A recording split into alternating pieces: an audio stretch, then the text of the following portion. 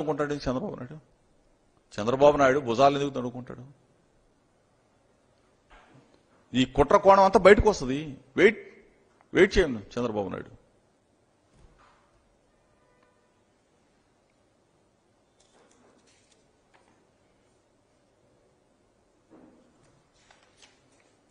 ఓకేనా? ఎందుకు ముఖ్యమంత్రిగా 29 రాష్ట్రాలు భారతదేశంలో ఉంటే 29 రాష్ట్రాల్లో జగన్మోహన్ రెడ్డి గారికి ఎందుకని ఇంత మంచి పేరు వచ్చింది?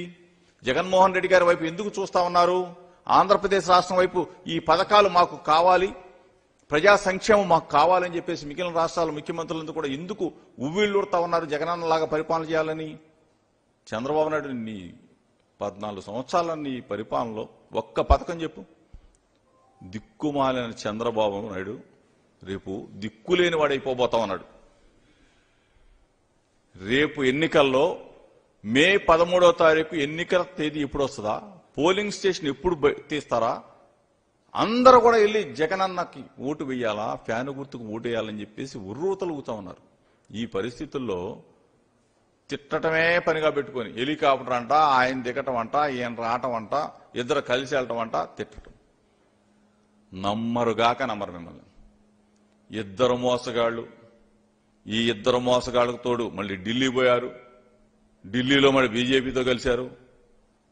కొత్త ఉంది మీకు. 2014లో మీరు కాదా? మీ ముగ్గురేగా పోటీ చేసింది. మీ ముగ్గురు పోటీ చేశారు, మీ ముగ్గురు కలిసి ఉన్నారు, మీ ముగ్గురు గెలిచారు. ఇద్దరు కలిసి ప్రభుత్వాన్ని ఏర్పాటు చేసుకున్నారు. అక్కడ మీరు, ఇక్కడ మీరు, ఢిల్లీలో మీరు, ఆంధ్రప్రదేశ్. ప్రభుత్వాలు ఏర్పాటు చేసుకున్న తర్వాత ముగ్గురు కూడా తిట్టుకొని 3 ముక్కలైన తర్వాత మరలా తిట్టుకోవడం కూడా మామూలుగా తిట్టుకోవాలి. అమ్మ నా బూతులు తిట్టుకున్నారు మీరు. పవన్ కళ్యాణ్ ఏం తిట్టాడు? చంద్రబాబు నాయుడు గారిని అందరూ వీడి పెద్ద పుడింగాడా, వీడి వల్ల మేము గెలిచామా, వీడి మొహం చూసి మాకు ఓటేశారా అని చెప్పేసి పవన్ కళ్యాణ్ని బండబూతులు తిట్టారే. వాళ్ళ కుటుంబం మొత్తాన్ని తిట్టారే, వాళ్ళ అమ్మని తిట్టారే. ఈ చంద్రబాబు నాయుడు మోడీ గారిని, మోడీ కుటుంబ సభ్యులను మొత్తాన్ని తిట్టారు బండబూతులు. మళ్ళీ ఏ మొహం పెట్టుకుని కలుగుతారా మీరు? సిగ్గు శరం ఉందా? విలువలు ఉన్నాయా? విశ్వసనీయత ఉందా మీకు? మార్చిపారేస్తారు మీరు. మీకు అలవాటైపోయింది. మీకు మారుస్తారు. పవన్ కళ్యాణ్కి అయితే అన్ని మారుస్తాడు. అతనికి అలవాటైపోయింది ఇది.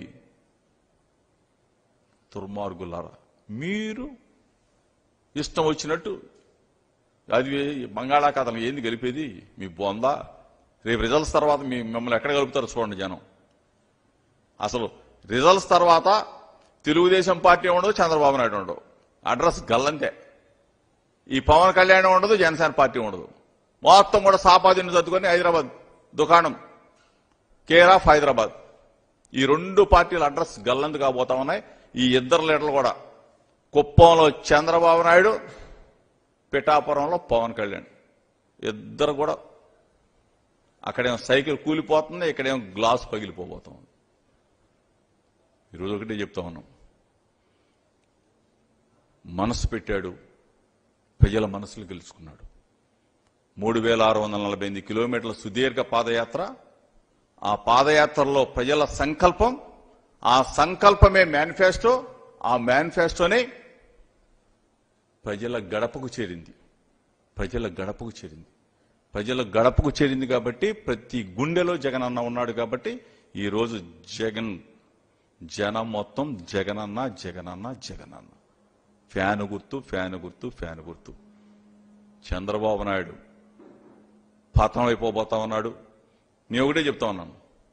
తెలుగుదేశం పార్టీలో ఉన్న నాయకులకు చెప్తా ఉన్నా, తెలుగుదేశం పార్టీ కేడర్ కూడా చెప్తా ఉన్నా. చంద్రబాబు నాయుడిని నమ్ముకుంటే నట్టేట మునిగిపోతారు. ఇప్పటికైనా చాలా మంది తెలుసుకొని మా వైపు వచ్చేసారు మొత్తం. ఇటు పక్కన జనసేన ఖాళీ అయిపోయింది, ఇటు పక్కన తెలుగుదేశం ఖాళీ అయిపోతుంది. మిగిలిన వాళ్ళకి కూడా చెప్తా ఉన్నా, జగనన్న వెంట నడవండి.